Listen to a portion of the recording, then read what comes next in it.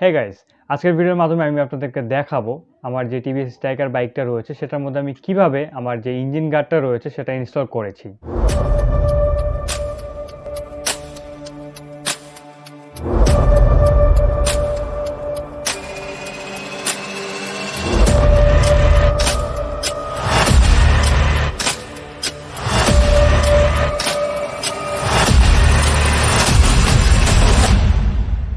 তো hello there, আসসালামু আলাইকুম, welcome to my YouTube channel Jubair Mehedi vlog and I am Mehedi Jubaid. আশা করি সবাই ভালো আছেন, সুস্থ আছেন। তো এবার চলুন মেন টপিকে। তো আজকের টপিকটা হচ্ছে আমি আমার যে টিভিএস স্ট্রাইকার বাইকটি রয়েছে সেটার মধ্যে আমি কিভাবে আমার যে ইঞ্জিন গার্ডটা রয়েছে সেটা ইনস্টল করলাম। তো অনেকেই জানতে চেয়েছেন আমার কাছে যে আমার বাইকে আমি কিভাবে ইঞ্জিন গার্ডটা ইনস্টল করেছি।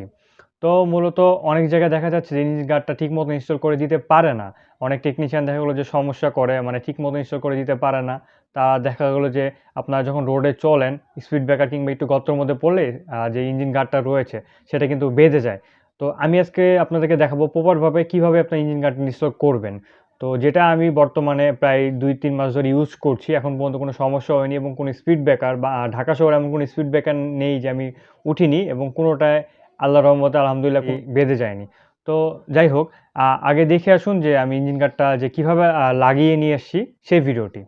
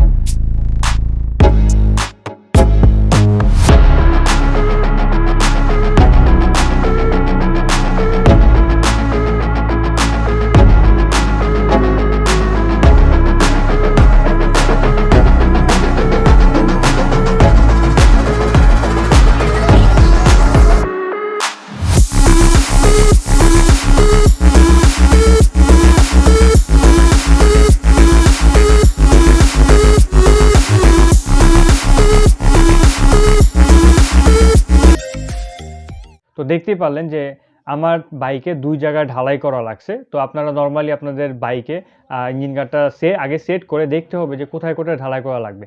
আর টিভিএস স্ট্রাইকার বাইক যারা ইউজ করে তাদের জন্য সেম প্রসেস, আমার যেই প্রসেসটা দেখালাম।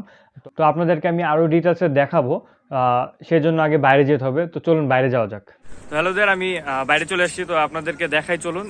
তো ওখানে দেখতেই পাচ্ছেন যে প্রথমে আমার যে মাঝখানে একটা চেসিস রয়েছে, চেসিসের মাঝখানে আমি একটি নাট ঢালাই করেছি। দেন নাট ঢালাই করে এখানে আপনার এই যে এখানে ঝালাই করে দেন নাটটা লাগিয়ে দিয়েছি। আর দেন এই সাইডে যেটা রয়েছে, এই সাইডে হচ্ছে আমি একটি ক্লাম বানিয়েছি। তো দেখতেই পাচ্ছেন এই যে, তো এই সাইডে ক্লাম বানিয়ে আমি ইঞ্জিনের মধ্যে লাগিয়ে দিয়েছি। আর এই সাইডে হচ্ছে আপনার আরেকটি নাট আমি যে কভার রয়েছে ইঞ্জিনের, এই কভারের সাথে ঝালাই করেছি। ঝালাই করে দেন আমি এটা ফিটিং করে দিয়েছি। তো এটা দেখতেই পাচ্ছেন গ্রাউন্ড ক্লিয়ার কেমন। তো আমার মতে এখন পর্যন্ত কোনো স্পিড ব্রেকারে, ঢাকা শহরে কোনো স্পিড ব্রেকার এখন পর্যন্ত ঘষা খায়নি। তো দেখতেই পারলেন। আর এটা লাগানোর কস্টটা আমি আপনাদেরকে জানি। এটা আমার যে ইঞ্জিন গার্ডটা রয়েছে ওটা আমার পড়েছে হচ্ছে 900 টাকা, এবং ইঞ্জিন গার্ডটা ইনস্টল করতে লেগেছে হচ্ছে আপনার 200 থেকে 250 টাকা মতো খরচ পড়বে আপনার। আর বংশালে গেলে আপনি ইঞ্জিন গার্ডটা পড়বে 1200 টাকা। আর আপনার যে ইঞ্জিন গার্ডটা রয়েছে ওটা ইনস্টল করতে আপনার প্রায় 200 টাকা মতন পড়ে যাবে। তো টোটাল আপনার 1400 টাকা খরচ হবে। আর আমি যেখান থেকে করেছি সেখানে আপনার টোটাল আমার খরচ হয়েছে 1100 টাকা মতন।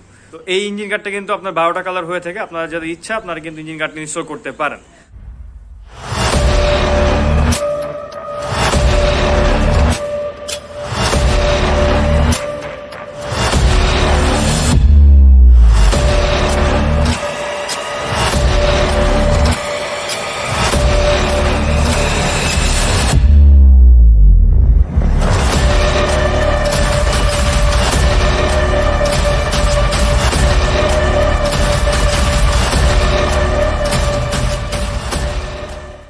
তো দেখতেই পারলেন যে ইঞ্জিন গার্ডটা লাগানোর পর কিন্তু আমার বাইকটা কিন্তু পুরো একটা অ্যাগ্রেসিভ লুক হয়ে গেছে। মানে বাইকটা কিন্তু আবার সামনে হেডলাইট একটু স্টিকার করেছিলাম আমি, যে কারণে বাইকটাকে কিন্তু অনেক সুন্দর লাগছে।